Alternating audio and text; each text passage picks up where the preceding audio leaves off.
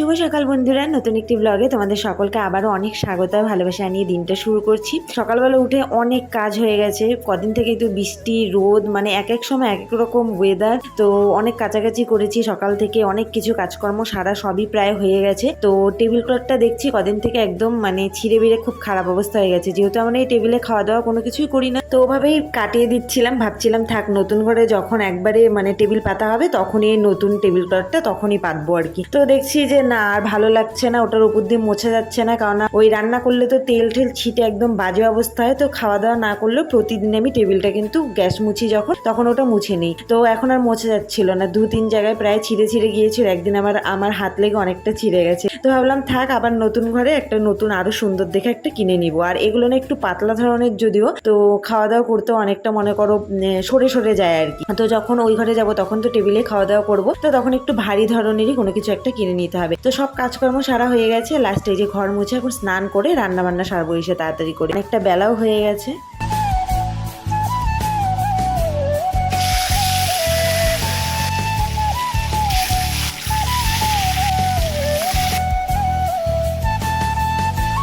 স্নান করে এসে ভাত বসিয়ে দিয়েছি ঝটপট করে, আর এদিকে একদিকে মাছ ভাজা বসিয়ে দিয়েছি। মাছটা স্নানের আগে ধুয়ে ঠুয়ে নিয়েছিলাম।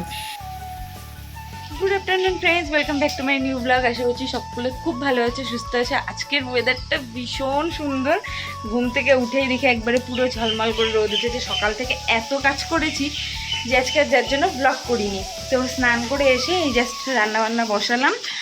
আর আজকে একদম সব ঝলমলা ঝলমলা লাগছে, সব গোছগাছ করা, তারপরে প্রচুর ধোয়া কাচা করা, অনেক কিছু করেছি। তাই সকাল থেকে আজকে ব্লগ করিনি। ভাবলাম ব্লগ যদি করি তাহলে আজকে আর কাজকর্ম এগোতে পারবো না, দেরি হয়ে যাবে। এত বৃষ্টি হয়েছে যে ঘরগুলো মুছেছি এখনো পর্যন্ত শুকাচ্ছে না, এখনো ভেজা ভেজা, মানে কি জল জল উঠছে। এইদিকে দেখো ঘেমে ঘেমে জল পড়ছে কেমন জানি। দেখো তাকগুলো মুছেছি, যে কালকে মুছেছিলাম, আজকে মুছছি একটু শুকনো শুকনো করে, এমনি মুছে নিয়েছি। আর এই দেখো ঘেমে ঘেমে পুরো জল পড়ছে, মানে এত বৃষ্টি হয়েছে। তাই এই জানলাটাও খুলে দিলাম। আর আজকে মাছ রান্না করবো, মাছ ভাজা বসিয়েছি, আর ওদিকে ভাত বসিয়ে আসলাম।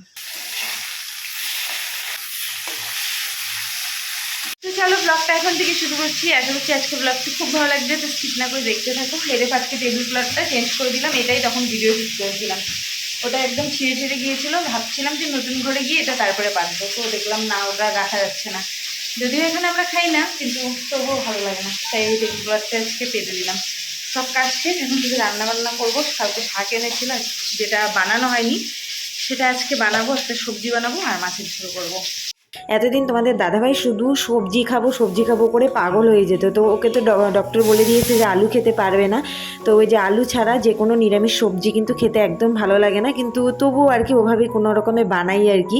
পটল, ঝিঙে, কোয়াশ এসব দিয়ে একটা সবজি বানিয়ে নিচ্ছি, আর ওর জন্য মাছের ঝোল করবো ভেবেছিলাম আলাদা। তো যেহেতু বড় মাছ, তো একসাথেই করে নিচ্ছি আজকে। ওর জন্য একটু আলুর সাথে অন্য কিছু ভাবলাম, পটল ঝিঙা কিছু একটা দিয়ে। তো পরে আবার ভাবলাম যে না, খেতে যদি না ভালো লাগে, এর আগের দিন ঝিঙা আর পটল দিয়ে ওকে মাছের ঝোল করে দিয়ে মানে কোনো মতে খাইনি বলা চলে।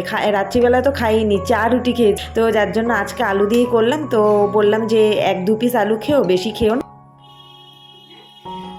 খাওয়া দাওয়ার সাথে সাথেই তো আমাদের সন্ধ্যা হয়ে যায়, আর সন্ধ্যা হতে হতেই তোমাদের দাদাভাই, সন্ধ্যা হতে হতে বলতে কি প্রায় 8টা মতন বাজে। তো ওটাই আমার কাছে, কারণ অনেক লেট করে খাই। এখানে নিয়ে এসেছে চাউমিন, আর বলেছিলাম চপ আনতে, তার সাথে চাউমিনও নিয়ে এসেছে। আর আজকে ও চপ খেয়ে নিয়েছে একটা লোভে পড়ে। Good morning everyone. তো এই ব্লগটা করছি আমি প্রায় 2 থেকে 3 দিন পরে। গতকাল বলতে প্রায় 2-3 দিন আগে যেই ব্লগটা শুরু করেছিলাম, ব্লগটা আর কন্টিনিউ করা হয়নি। আমার শরীরটা ভীষণ খারাপ ছিল পরপর কয়েকদিন। তো তোমাদেরকে বলেছিলাম যে মেলা থেকে কী কী জিনিস এনেছি সেটা আমি পরের দিন দেখাবো, কিন্তু ব্লগ আর করিও নি, ব্লগ আপলোডও দিইনি। আর মেলার ব্লগটাও প্রায় 2 থেকে 3 দিন পরেই আমি আপলোড দিয়েছি। তো চলো সব জিনিসপত্র, মানে তেমন কিছু না, টুকটাক কিছু কিনেছি, তো সেগুলোই চলো শেয়ার করে দিই। বাড়িতে একটু আওয়াজ পাবে, কারণ বাড়িতে অনেক বাচ্চা কাচ্চা জানোই, তো একটু কিচমিচ কিচমিচ আওয়াজ পাবে। তো চলো তেমন কিছু না, একবারে ঝটপট করে দেখিয়ে দিই। তো প্রথমেই আমরা হচ্ছে গিয়ে মেলাটা একটু ঘুরলাম, তারপরে টিকিট কেটেছিলাম। তারপরে তোমাদের দাদাভাই পেয়েছে একটা গাঘষার ছোবা, আর আমি একটা টিকিট কেটে পেয়েছিলাম, ব্রাশ পেয়েছিলাম।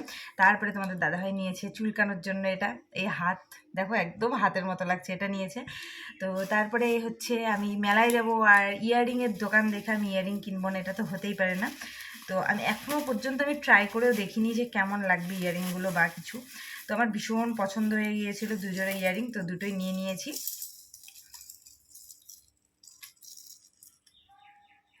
আবার কি হলো, আমি এই ইয়ারিং প্রথমে নিয়েছি, আমি এই ইয়ারিংটা যেটা ভীষণ সুন্দর আর কিউট। দেখো ছিলাম যে এখানেও একটা মনে হয় এরকম আয়নার মতো থাকার কথা, কিন্তু ওরাই বললো যে না, এটার মধ্যে এরকম ছিল না, এরকম ফাঁকাই।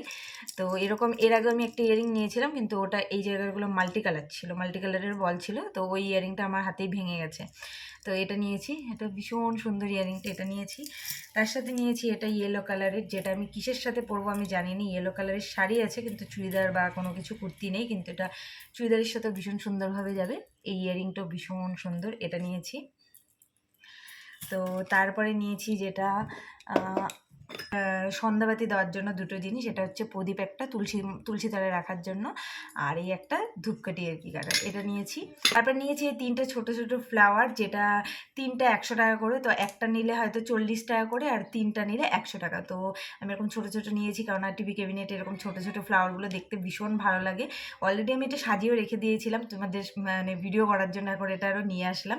তো এই দেখো ফ্লাওয়ারগুলো খুব সুন্দর আর বেশ ভারী জিনিসটাও।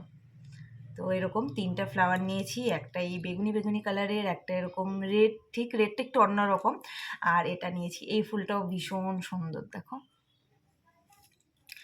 আর লাস্ট যেটা আমি নিয়েছি সেটা হচ্ছে এটা নন্দী। তো এটা নিয়েছি, এটা এত ভালো লেগেছে আমার, মানে এটা আমি প্রথমে দেখিনি, মেজদি আমাকে এটা দেখিয়েছে। তো এটাও নিয়েছি মনে হয়, হ্যাঁ এটা নিয়েছি 60 টাকায়, 60 টাকায় নিয়েছি।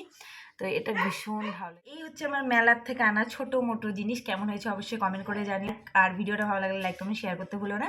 দেখা হচ্ছে নতুন ভিডিওর সাথে, ততক্ষণ খুব খুব ভালো থেকে সুস্থ থেকো, টাটা বাই।